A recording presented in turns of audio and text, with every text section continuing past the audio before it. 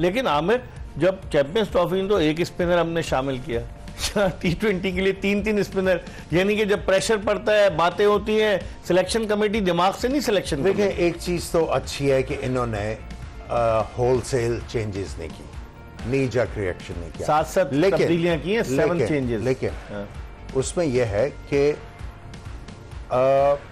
Drop कर देना बड़ा आसान काम है। थिंग इज, आपने ये भी देखना है कि एक प्लेयर अगर नीचे जा रहा है तो हमारी तरफ से कौन सी कमी रह गई है कि ये वापस फॉर्म में क्यों नहीं आया।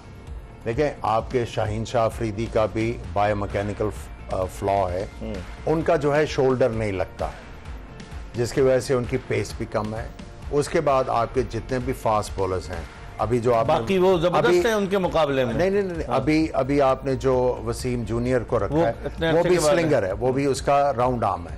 अब ये जो बॉलर्स हैं, जब राउंड आर्म बॉलर जो हैं, अगर इनका गेंद जब ये रिदम में नहीं होते तो टांग की तरफ बहुत ज्यादा जाता है, और ये जब बाहर निकालने की करते हैं तो बहुत ज्यादा वाइड कर देते हैं। अब ये देखना है कि ये काफी अरसे के बाद टीम में आ रहे हैं, इनकी गेम में क्या इंप्रूवमेंट आएगी। जो मेरा अब मेरा जो बहुत बड़ा कंसर्न है, एक तो इन्होंने कह दिया कि साउथ शकील के साथ ज्यादती हुई, मैं तो पिछले 3 दिन से कह रहा हूं कि ज्यादती होगी।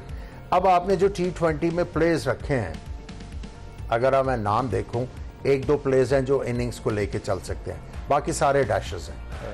तो ये सिलेक्शन कमेटी ने सोचना था, नाम थोड़ा सा अच्छा ब्लेंड होता ना, मिक्सचर, तो आपको सेटिस्फेक्शन होती। देखिए, जो भी सिलेक्शन कमेटी टीम सेलेक्ट करेगी ना, तो वो किसी ना किसी को रिजेंट करती है कि कोई सोच रहा होता है कि ये वाला प्लेयर मेरा फेवरेट, वो करती है, लेकिन सेंस प्रिवेल करती हुई नजर आनी चाहिए। चलें, इसमें खुरम, जिस तरह से शाहीन शाह अफरीदी को ODI टीम में नहीं रखा गया, इस टीम में बाबर आजम भी हैं, मोहम्मद रिजवान भी हैं, तो क्या वजह क्या है कि शाहीन शाह अफरीदी के बारे में कुछ और चल रहा है अंदर, कि इन दोनों के साथ उसकी अंडरस्टैंडिंग नहीं है? कप्तानी से हटाने के बाद क्या सिचुएशन है? मुझे तो लग रहा है कि कोई ना कोई गड़बड़ ज़रूर है कि शाहीन शाह अफरीदी को इस टीम में, ODI टीम में नहीं रखा गया।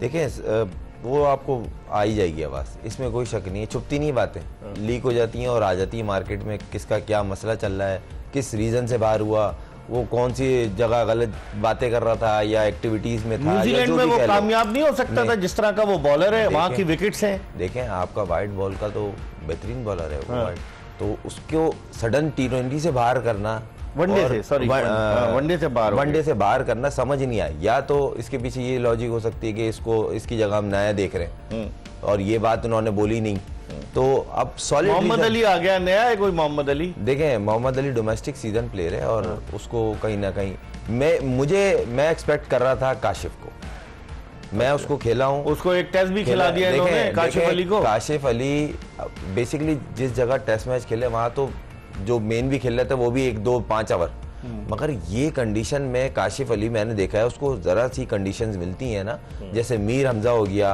काशिफ हो गया, देखिए ये वो प्लेयर है, इनको थोड़ी बहुत अगर हेल्प मिलती है ना, वहां पर आसान कंडीशंस नहीं होती। फास्ट बॉलों की कंडीशन है, आपने 3-3 स्पिनर भर दिए, तो कहने का मकसद जहां भरने थे 5 स्पिनर वहां एक रखा था, तो कहने का मकसद है बहुत सारे क्वेश्चन मार्क्स है, और ये पैदा होते हैं आपकी जब टीम अनाउंस करते हैं। ऐसा क्यों है कि 5 जहां पे भेजने चाहिए थे स्पिनर वहां पे 1 था, अब जहां फास्ट बॉलर जाना चाहिए, जेन्युइन तगड़े फास्ट बॉलर जाना चाहिए, वहां आपने 3-3 स्पिनर डाल दिए स्क्वाड में, फिर दो पार्ट टाइमर भी है इनमें, खुशदिल शाह है, सलमान खुद बॉलिंग करता है, फिर साथ में शादाब करेगा, मतलब आप सोच, आप शादाब, आप मैं उसकी डिसरिस्पेक्ट नहीं कर रहा, प्लेयर बहुत अच्छा है, मगर उसने अभी कहीं भी परफॉर्म नहीं किया, कहीं बेस्ट बॉलर बना, कहीं बेस्ट ऑलराउंडर बना, चलो भी इस बिहाफ पे आप टीम में आ गए। आप मुझे एक रीजन तो बताएं क्यों किस ये वाले टूर्नामेंट में अच्छा किया था। कप उठाना परफॉर्मेंस से ताल्लुक नहीं होता। सही, बिल्कुल सही। मैं आपको जेन्युइन बात बता रहा हूँ जी। अब बात क्या चलेगी, इस्लामाबाद को जिता दिया भाई, 10 लड़के और थे, उन कोचिज थे, अकेले नहीं थे, फिर ये बोलेंगे अभी चैंपियंस कप 4 वनडे जितवाया भाई, उसमें भी वो था, 11 लड़के और थे। आप कुछ कह दें? ये शाहीन शाह अफरीदी आपका बेस्ट बॉलर था ना 2 साल पहले, 1.5 साल पहले इंजरी हुई श्रीलंका में, उसके बाद इसने स्ट्रगल किया, किसी ने इसको हेल्प किया?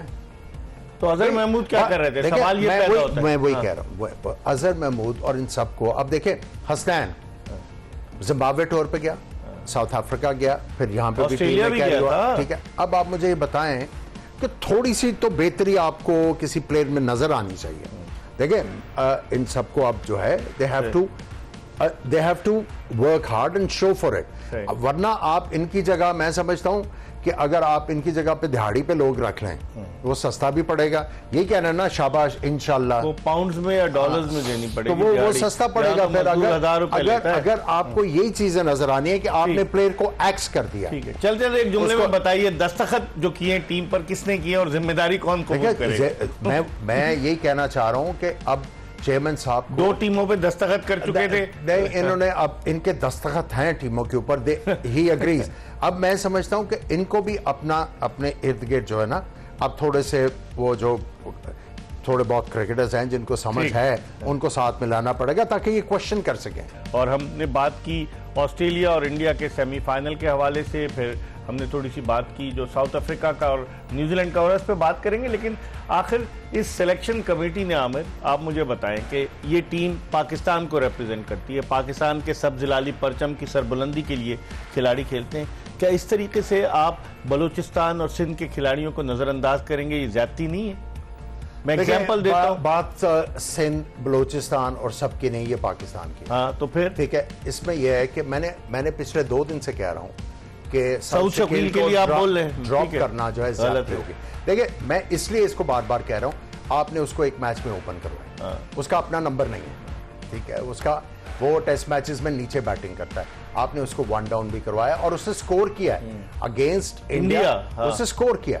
अब अगर आप उसको उसके एफर्ट के ऊपर आप एक्नॉलेज नहीं उसको करते और ड्रॉप करते हैं, फिर रिजेंटमेंट तो आएगी।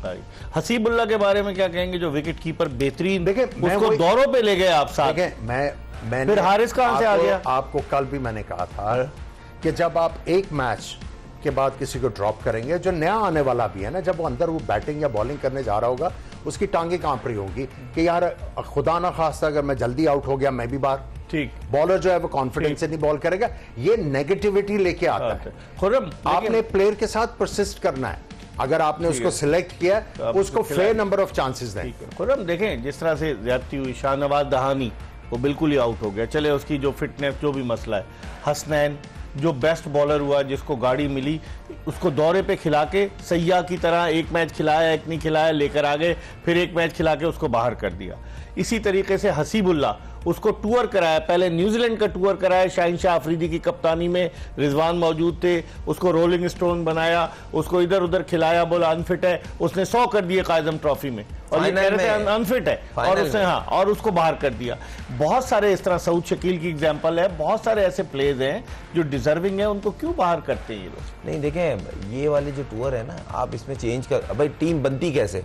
एक तो ये जैसी बड़ा कोई इवेंट करीब आएगा ना, हम टीम बना रहे थे, बनी नहीं, पहले वालों को ले आओ, ये कॉमन चीज है। ये देख लीजिएगा, अभी कोई इवेंट आने दें करीब, देख लीजिएगा पूरी हिसाब किताब 8 से 9 लड़के वही होंगे जो प्लेइंग 11 में होते हैं। पीएसएल होगी, पीएसएल की परफॉर्मेंस पे लड़के आ जाएंगे। और दूसरी बात तो T20 से वनडे का कोई इवेंट होगा, उसमें आ जाएंगे, टेस्ट सीरीजों की आ जाएगा। लड़के की बात कर, अच्छा हाँ, अली जरियाब, उसके आप रन उठा के देखें, क्या वो डिजर्व नहीं करता था? तो उसका डाटा नहीं, ऑब्वियस क्यों नहीं होगा? तो डाटा एनालिस्ट क्या कर रहा था? और वो जो जिसका ओपनर का नाम आपने बताया था अभी, अजान ओवैस, ये दोनों डिजर्विंग थे।